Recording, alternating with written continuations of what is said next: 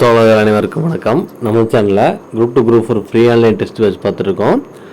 நண்பர்கள் நம்ம பிரான்ச் மாணவர்களும் மற்ற அனைவரும் பயன்பெறும் வகையில் டெய்லி 10 மினிட்ஸ் வீடியோ போட்டிருக்கோம்.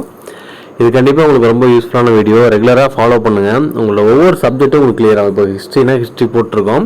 இன்னொரு 2 to 3 டேஸில் ஹிஸ்ட்ரி கொஷின்ஸ் எல்லாமே கம்ப்ளீட் ஆகும். அதுக்கப்புறம் உங்களுக்கு பேசிக்காக ஒரு டிஎன்பிஎஸ்சி நாலேஜ் கிடைக்கும். சரிங்களா? இதை நீங்கள் வீடியோவை பார்த்தாலும் ஓகே, பிடிஎஃப் தேவைப்படுத்தாலும் டிஸ்கிரிப்ஷனில் இருக்க 7667448486 நம்பரை கனெக்ட் பண்ணுங்கள். இப்போ நம்ம எந்தெந்த கொஷின்ஸ் பார்க்க போகிறோம் அப்படின்னா, விசிஜிஎஸ் 2022 தேர்வு முதலாவதாக பார்க்க போகிறோம்.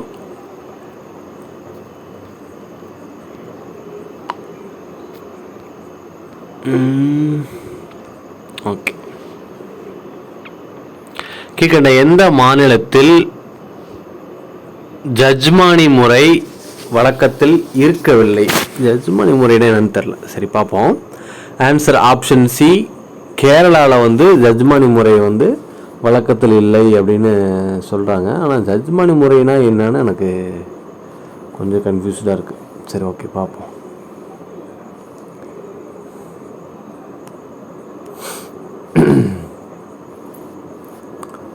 அடுத்த கேள்வி,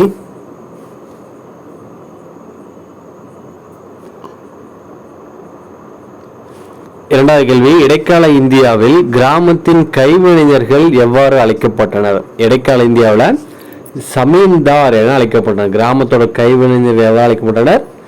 ஜமீன்தார்ல சமீன்தார். 3, கீழ்கண்ட கூற்றுகளில் மெஹர்நிஷா பற்றிய கூற்றுகளை ஆராயவும். ஏ, மெஹர்நிஷாவின் தந்தை மிர்ஜா இலியாஸ் பெக், இவர் ஒரு ஆப்கானியர். பி, மெஹர்நிஷா 1577 பிறந்தார். சி, இவர் அலி பெக் இஸ்குல்லா என்பவரை மணந்தார். டி, நூர்ஜஹான் என்ற பட்டமும் முதலில் பின்பு நூர் மஹால் என்ற பட்டமும் கொடுக்கப்பட்டது. இதில் ஆன்சர் செய்ததெல்லாம் சரி அப்படின்னா answer option B, B, C சரி. மெஹர்நிஷா பிறந்தார் என்பது சரி. இவர் அலி குலி பெக் இஸ்குல்லா என்பவரை மணந்தார் என்பதும் சரி.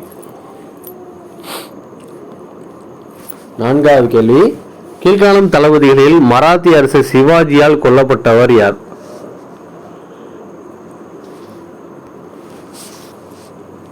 Option A, Afzal Khan. நான் சொல்லிட்டே இருக்கேன், மராத்தியர்களில் சிவாஜி பற்றி வர ஏதாவது ஒரு கொஸ்டின்ஸ் ரெகுலராக வந்துக்கிட்டே இருக்கு, பார்த்துங்க.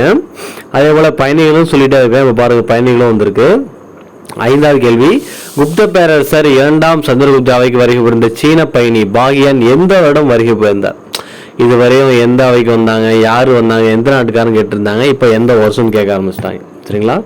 ஆன்சர் ஆப்ஷன் ஏ, கிபி 401 410 வரை. 6, சிந்து சமவெளி கட்டிடக்கலை பற்றிய கூற்றுகளை ஆராயவும். ஆன்சர் ஆப்ஷன் டி, ஏ, பி, சி சரி. ஏ, மொஹஞ்சதாரோவில் கட்டிட கட்டமைப்பில் 7 நிலைகள் காணப்படுகிறது. சரி. மொஹஞ்சதாரோ கட்டிட அடித்தளம் சிறிய மாறுதல்கள் காணப்படுகிறது. சரி. சிந்து சமவெளி முத்திரைகள் அதன் காலத்தில் மாற்றம் பெறவில்லை என்பதும் சரியே. நீங்கள் இதை பொறுத்தளவு புக்கில் இருக்கிற ஒவ்வொரு லைனும் நல்லா பார்த்துங்க.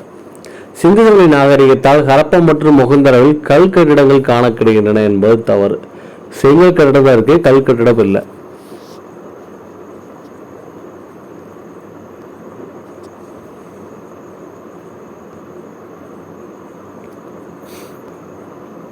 அடுத்தது 7/2/2023 அன்று நடைபெற்ற ஒரு தேர்வு. அது தேர்வு பெயர் தரல, அதோட கொஷின்ஸ் பார்க்கலாம்.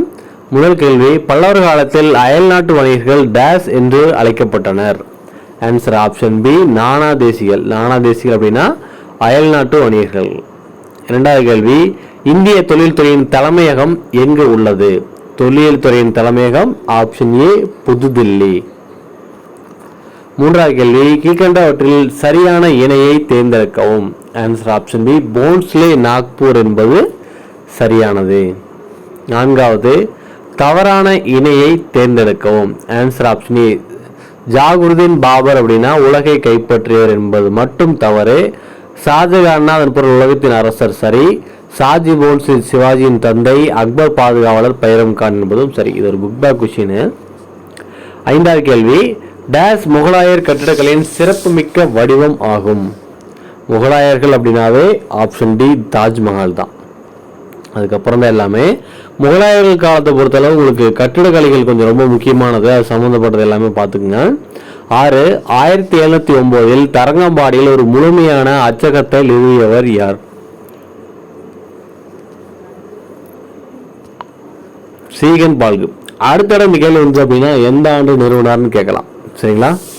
அடுத்து 13/5/2023 நடைபெற்ற ஒரு தேர்வு, அதோட GS கொஸ்டின்ஸ் பார்க்கலாம். முதல் கேள்வி, அஜந்தா மற்றும் எல்லோரா குகைகள் யுனெஸ்கோவின் உலக பாரம்பரிய தளமாக அறிவிக்கப்பட்ட ஆண்டு? Option D 1983. புக்லேயே இந்த லைன் இருக்கு. 2 குப்த சகாப்தத்தை தோற்றுவித்தவர்? ஆப்ஷன் டி முதலாம் சந்திரகுப்தர். நான் உங்களுக்கு சொல்லிக்கிட்டே இருக்கேன், ஒவ்வொரு அரச வம்சமும் எப்படி தோற்றுவித்தது, எப்படி அழிந்தது, யார் தோற்றுவித்தார், யார் அடுத்த ஆட்சியை கைப்பற்றினார்கள் எல்லாமே ரொம்ப முக்கியம். 3 பின் வருபவர்களில் யார் தொன்மையான கலைகளுக்காக இந்திய சங்கத்தை ஏற்படுத்தியவர்? தொன்மையான கலைகளுக்காக இந்திய சங்கத்தை ஏற்படுத்தியவர்? Option C Abanindranath Tagore. 4 மூன்றாம் பானிபட் போருக்கு பின்பு மராத்திய சிம்மாசனத்தில் அமர்ந்தவர் யார்? Option B Madhav Rao. 4 மிகவும் சக்தி வாய்ந்த பேஷ்வாக இருந்தவர் யார்? ஆப்ஷன் பி முதலாம் பாஜிராவ். இது எல்லாமே புக்கில் இருக்கிற வரை அப்படியே கொஸ்டின் வந்திருக்கு. அடுத்து பொறுத்துக. Answer option C 2143. சிம்ம விஷ்ணு பல்லவர், ஜெயசிம்மன் சாளுக்கியர், முதலாம் ஆதித்யர் சோழர், சதகர்ணி சாத்தவாகனர். 7 இது என்னன்னு தெரியல, அதை விட்டுறலாம். 8 அமீர்ஹாசன் தொஹ்லுய் டேஸ் தினசரி சூஃபி கவிஞராக இருந்தார்? யாருடைய அவையில் இருந்தார்னு கேட்குறாங்க. அமீர்ஹாசன் பார்த்தீங்கன்னா முகமது பின் துக்ளக்கோட அவையில் இருந்தார். சரிங்களா? ஸோ அப்படியே ரொம்ப ஈஸியானது தான், ரெகுலராக பார்த்துக்கிட்டே இருங்க, கண்டிப்பாக உங்களுக்கு நல்ல அவுட்புட் கிடைக்கும். சரிங்களா? இன்னும் அடுத்த போய் சந்திப்போம். நன்றி, வணக்கம்.